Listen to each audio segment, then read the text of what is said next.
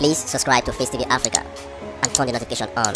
Facetv Africa, ẹ jọ̀ọ́, subscribe, hete. Face TV was Swoby. On Thursday, one day, I get total lockdown. Every neighbor I saw here and in Alaba International.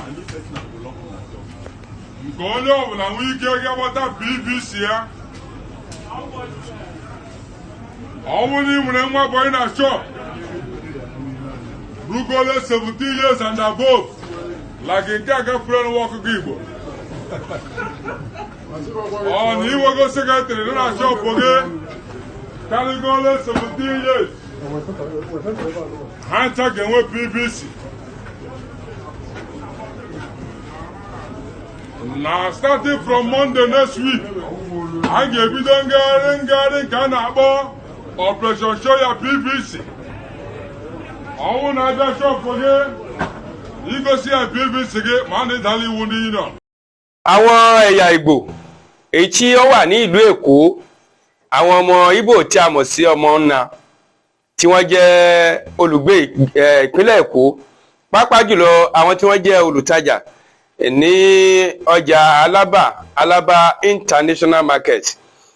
Àwọn ni a ti ń rí ìgbésẹ̀ wọn nípa wípé wọ́n ń ṣe ìkéde nínú ọjà Alaba nílùú Èkó wípé tí ó bá di ọjọ́ Àlàmísì èyí tí ó ń bọ̀ wáyé, èyí tí ó jẹ́ nínú oṣù June èyí tí a wà nínú ẹ̀ yìí, wípé àṣẹ wá fún àwọn léè tó jẹ́ ṣe pé pọn dandan wípé kí àwọn ti ọjà Alaba léè tó jẹ́ pé wọ́n fi ń rọ gbogbo àwọn ẹ̀yà Ìgbò èyí tó wà ní ìpínlẹ̀ Èkó wípé kí wọ́n lọ ṣe PVC wọn, nítorí wípé ó ti tó àsìkò fún àwọn ẹ̀yà Ìgbò pé kí wọ́n mójútó òṣèlú bí àwọn náà ṣe ń mójútó ọrọ̀ ajé wọn bí tàtẹ̀yìnwá.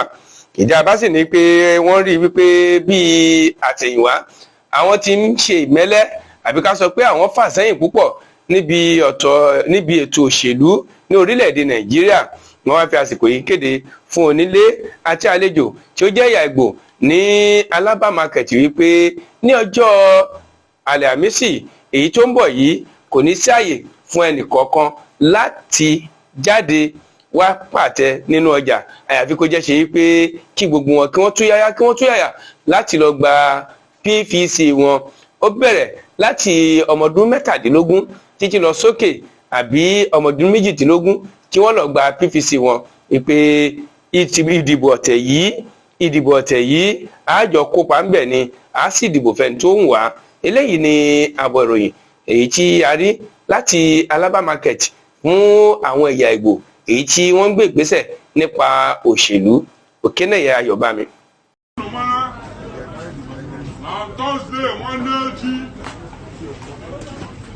I get total lockdown. Every neighbor I saw here and in Alaba International. Going over and we get what that BBC here. I won't even remember going to shop. Blue collar 17 years and above. Like a girlfriend walk a people. Oh, he will go secretary, then I shop again. Can go less 17 years?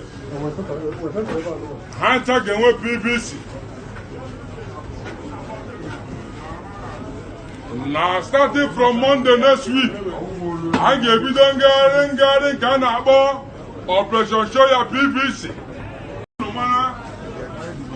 On Thursday, one day, I get total lockdown. Every neighbor I saw here and in Alaba International. Going over and we get what that BBC here. I won't even remember going to shop. Blue collar 17 years and above. Like a girlfriend walk a people. Oh, he will go secretary, then I shop again. Can go less 17 years? Hand tagging with BBC. na starting from Monday next week a ga-ebido ngagharị nke a na-akpọ Operation Show Ya PVC. ọnwụ na-abịa shọpụ gị igosi ya PVC gị ma na ịdala iwu ndị union. Please subscribe to Face TV Africa and turn the notification on. Face TV Africa, subscribe, hete. Face TV was Swoby.